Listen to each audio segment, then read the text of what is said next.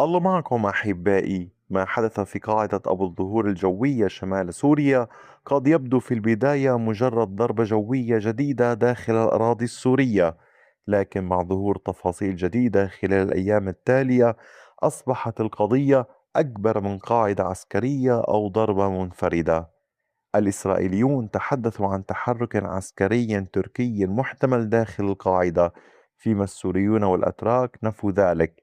واشنطن بدأت تتحدث عن إنشاء آلية لمنع الاحتكاك بين الطرفين. لكن لماذا أصبحت قاعدة أبو الظهور نقطة خلاف بين هذه الأطراف؟ وهل نحن أمام تنافس أوسع على شكل الوجود العسكري في سوريا؟ لنبدأ بما حدث على الأرض. قبل أيام تعرضت قاعدة أبو الظهور الجوية في محافظة إدلب لضربات إسرائيلية. الضربات كانت بثمان صواريخ طالت مدرج القاعدة ومنشآت تخزين. وتقع القاعدة في موقع مهم شمال غرب سوريا على مسافة تقارب 70 كيلومترا من الحدود التركية. لكن التوقيت هو الذي جعل الضربة أكثر أهمية. فبحسب السوريين جاءت الضربة بعد ساعات فقط من زيارة وفد عسكري تركي للقاعدة. ومن هنا بدأت القصة تتحول من ضربة إسرائيلية داخل سوريا إلى قضية مرتبطة أيضا بتركيا. إسرائيل قالت لاحقا إن سوريا كانت على وشك تغيير الوضع القائم من خلال السماح بوجود عسكري تركي في أبو الدهور. وبحسب الإسرائيليين كان هناك قلق من إمكانية نقل أصول أو قدرات عسكرية تركية إلى القاعدة. أما وزير الدفاع الإسرائيلي فتحدث عن العملية وقال إن الضربة استندت إلى معلومات استخباراتية وإن تحذيرات سبقتها. وهنا تظهر أهمية هذا المطار من المنظور العسكري. القضية بالنسبة للإسرائيليين ليست بالضرورة القاعدة بصورتها الحالية، وإنما احتمال تحول منشأة جوية سورية إلى موقع يرتبط مستقبلا بالوجود العسكري التركي. لكن هذه الرواية قُبلت بنفي واضح من الطرف الآخر. يعني السوريان كانوا قد تحدثوا إن يكون قول قالوا أنه لا توجد خطة لإنشاء قاعدة تركية في أبو الظهور ولا نشر قوات تركية بصورة دائمة فيها. أما زيارة العسكريين الأتراك فقالت دمشق إنها جاءت ضمن التدريب والتعاون العسكري الأوسع بين سوريا وتركيا.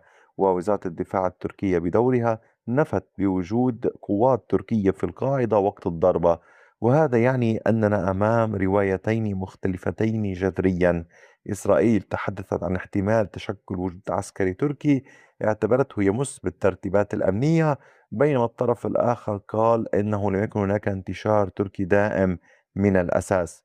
لكن التطور الأكثر أهمية جاء من الولايات المتحدة. واشنطن دخلت على الخط. المبعوث الأمريكي الخاص إلى سوريا والسفير الأمريكي في تركيا وصف الضربة بأنها تصعيد غير ضروري لا يخدم الاستقرار الإقليمي. ثم ظهرت تفاصيل أكثر أهمية. قال إن الولايات المتحدة لم تتلقى تحذيرا مسبقا قبل تنفيذ الضربة، وإن تركيا أيضا لم تكن على علم بها. وهذا مهم عسكريا لأن الطائرات الإسرائيلية كانت تعمل في منطقة قريبة نسبيا من الحدود التركية. وبحسب المبعوث كان من الممكن أن ترى تركيا الطائرات تتحرك شمالا، ما كان يمكن أن يدفعها إلى الاستعداد للرد، وبالتالي خلق خطر سوء تقدير بين قوتين عسكريتين كبيرتين في المنطقة. إذا موضوع أبو الظهور يكشف أن القضية تتجاوز مسألة من كان موجودا داخل القاعدة في يوم الضربة. المشكلة الأكبر أن المنطقة هنا أصبحت ساحة تتقاطع فيها حدود أمنية مختلفة. تركيا لديها بالفعل وجود في شمال سوريا، كما تطورت علاقاتها العسكرية مع الحكومة السورية الجديدة. وفي المقابل تراقب إسرائيل طبيعة القدرات العسكرية التي تظهر داخل. واليوم أو الظهور لم يتحول إلى قصة مهمة بسبب حجم الأضرار التي لحقت بالقاعدة، بل من أهميتها التي يراها كل طرف لهذه القاعدة.